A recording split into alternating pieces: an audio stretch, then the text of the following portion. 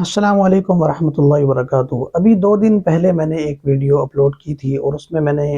एक मुकदमा पेश किया था कि ये जो हमारे जमात के मकामी साथी हैं, अ, इनका चेक एंड बैलेंस होना चाहिए। चेक एंड बैलेंस का मतलब क्या है कि जो हमारे हलक़े के ज़िम्मेदारान हैं, वो सिर्फ महज कारगुजारी पर जो है वो इक्तिफ़ा ना करें, बल्कि वो इनके जो माहौल जिस मस्जिद में इन्होंने बनाया हुआ है, तबलीग का बहुत बाबरकत काम है। इसमें कोई शक नहीं है कि तबलीग का नेमुल बदल नहीं है अभी तक, यानी इतना ऐसा नाफ़े काम, नफ़ा बख्श काम, अ, बाकी भी दीन के काम हो रहे हैं, लेकिन जिस सतह पर इससे जो है वो नफ़ा लोगों को पहुंच रहा है, इससे लोगों की जो है हिदायत का ज़रिया जो ये काम बन रहा है, उस दूसरे काम उनसे इतना नफ़ा बेशक नहीं हो रहा, लेकिन वो भी नफ़ा बख्श काम है। लेकिन जितना खिंचाव और जितनी तासीर इस काम के अंदर है, ये मौलाना इलियास रहमतुल्लाह अलैह के सीने की दिल की वो कुड़न है, वो आग है, वो तड़प है कि जिसको अल्लाह ताला ने कबूलियत से नवाजा हुआ है। तो उलमा तबलीग के मुखालिफ नहीं होते, उलमा तो खुद सुबह शाम तबलीग कर रहे होते हैं। और ये कहना कि जी आप पहले साल लगा लें और साल के बाद फिर आपको पता लगेगा कि तबलीग क्या होती है, तो ये भी एक एतराज़ साथियों की तरफ से जो किया जाता है ना, ये भी हमारे रायबंद वाले हजरात और हमारे मराकज़ के हजरात जो बड़े हजरात हैं, तो वो इससे मना करते हैं। लेकिन आम हमारा जो भाई है, जब भी उससे कोई बात करो तो वो फ़ौरन पहले जो है ना वो इस बात को नोटिस में लाएगा कि आपका साल तो लगा हुआ नहीं, आप पहले साल लगा लें। भाई बात साल की लगने की या ना लगने की नहीं है, बात ये है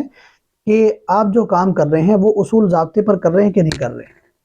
अगर आप उसूल तोड़ रहे हैं, आप ज़ाब्ता तोड़ रहे हैं, तो फिर आपको इस्लाह की ज़रूरत है। आप उल्टा उलमा की इस्लाह पे ना आ जाया करें कि आप पहले साल लगाएं और अपनी इस्लाह करें।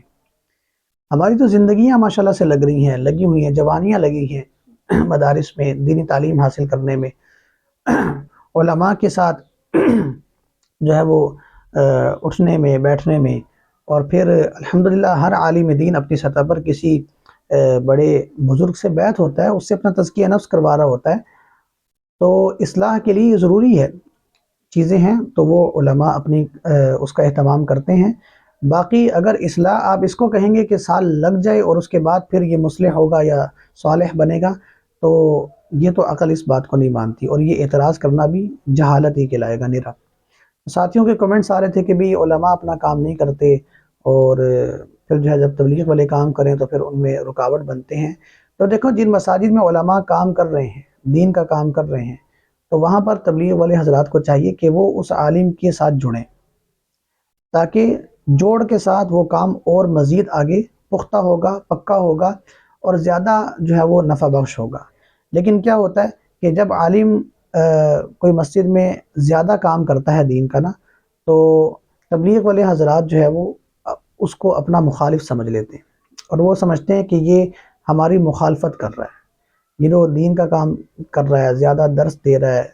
और ज़्यादा जो है वो इन्वॉल्व हो रहा है। तो वो कहते हैं कि आप यूँ समझते हैं कि सारे नहीं, कुछ ऐसे होते हैं कि जिनकी वजह से फसाद फैलता है। सबका मैं बात सारे, मैं तो इस बात का जो है ना वो कायल हूँ कि तबलीगी साथी बहुत अच्छे होते हैं, लेकिन कुछ ऐसे होते हैं अनासिर कि जिनकी वजह से पूरी जमात पर धब्बा लगता है, पूरे काम पर धब्बा लगता है, और आम आदमी उससे मुतनफ़िर होता है। तो इसलिए जो मकामी साथी है ना, मेरे कहने की गुजारिश ये थी कि वो इन साथियों का चेक एंड बैलेंस किया करें, हाल अहवाल लिया करें, आकर उलमा से मिला करें। ठीक है, अब आप ये कहेंगे कि उलमा से तो मिलते हैं, तो भाई ऐसे कई मसाजिद हैं जहाँ पर साथी मकामी आते हैं, वो उलमा से नहीं मिलते, सलाम तक नहीं करते हैं, तो आप कह रहे हैं कि मिलते हैं। किसी मस्जिद में मिलते होंगे, किसी बुजुर्ग आलिम से उससे मुलाकात करते होंगे। तो अच्छा, दूसरी बात, आप किसी के ज़हन में ये आएगा कि अगर वो नहीं मिलते तो आप मिल लें। ठीक है, तो ये मिलना मिलाना और ये जो है ना वो तू कर ले मैं कर लूँ, मैं कर लूँ तू कर ले, इससे हल नहीं होता। इससे जो है ये हल नहीं है मसले का। मसले का हल क्या है कि जो मकामी ज़िम्मेदारान है ना, वो हर हर मस्जिद में जाएं, उलमा से मिलें, ख़ुद मिलें जाकर, और जाकर उलमा से गुफ्तगू करें, बातचीत करें, اپنے ساتھیوں کی کارگزاری ان سے بھی لیا کریں کہ ہمارے ساتھی یہاں پر کام کر رہے ہیں، دعوت و تبلیغ کا کام کر رہے ہیں، تو کوئی پریشانی، کوئی مسئلہ کسی ساتھی کی طرف سے تو نہیں ہے۔ تو اگر علماء کوئی رائے پیش کرتے ہیں، کوئی عذر پیش کرتے ہیں، کوئی بات سامنے رکھتے ہیں، تو پھر اس کی اصلاح کی جائے، اس سے کام مضبوط ہوگا اور کام اچھا ہوگا۔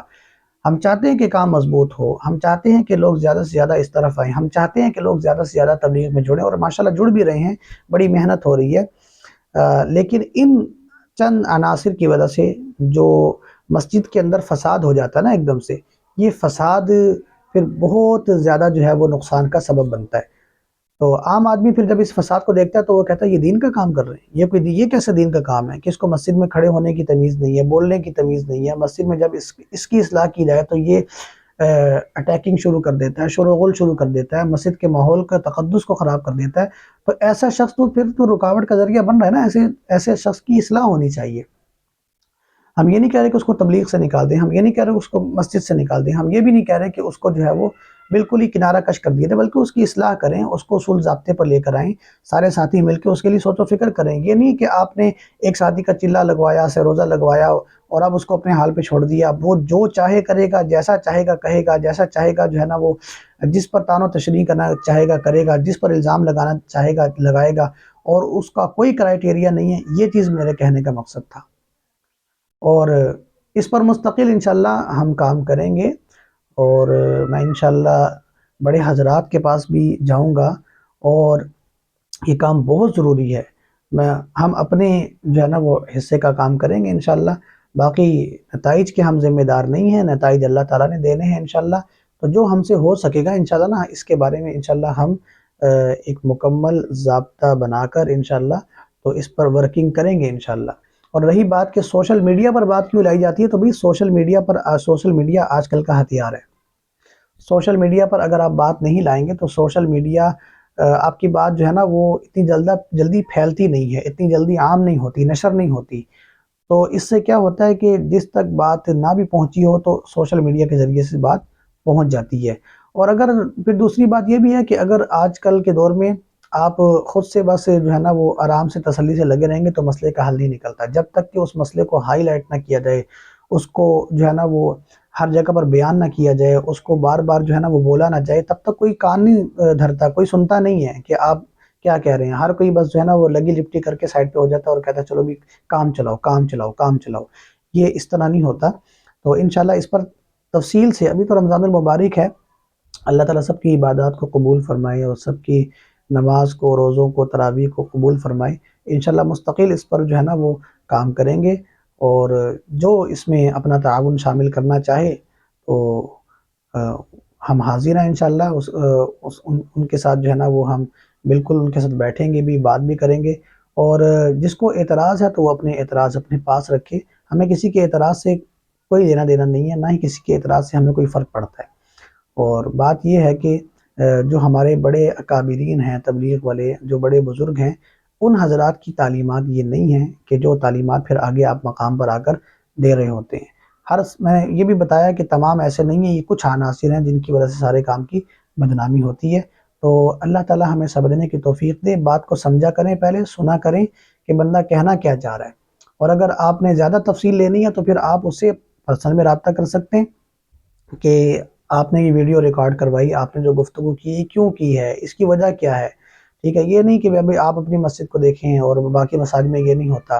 ٹھیک ہے بھی۔ اپنی مسجد کسی کی مسجد نہیں ہوتی، ساری مساجد اللہ کی ہیں، اور کام جو ہے وہ اللہ اور اس کے رسول کا ہے، دین کا کام ہے، کسی کا ذاتی کام نہیں ہے، نہ کسی کی ذاتی مسجد ہے۔ لہٰذا جو ہے نا وہ اعتراض کرنے سے پہلے تھوڑی سی معلومات لیا کریں، تفصیلات لیا کریں کہ اصل وجہ ہے کیا، کام ہے، بات کیا ہے، کہ کیوں ایک بندہ جو ہے وہ یہ ویڈیو ریکارڈ کروا رہا ہے اور کیوں وہ یہ بات کر رہا ہے، اور اس کی بات کرنے کا مقصد کیا ہے، اس کو سمجھ کر پھر جو اپنی رائے دیا کریں۔ باقی اگر پھر بھی کوئی اپنی رائے دیتا ہے تو دیتا رہے، اس کی رائے ہے، اس کا ذہن ہے، اس کی بات ہے، ہمیں اس سے کوئی فرق نہیں پڑتا۔ اور ہم جو بنیادی چیز آپ کو بتانا چاہ رہے ہیں وہ یہی بتانا چاہ رہے ہیں کہ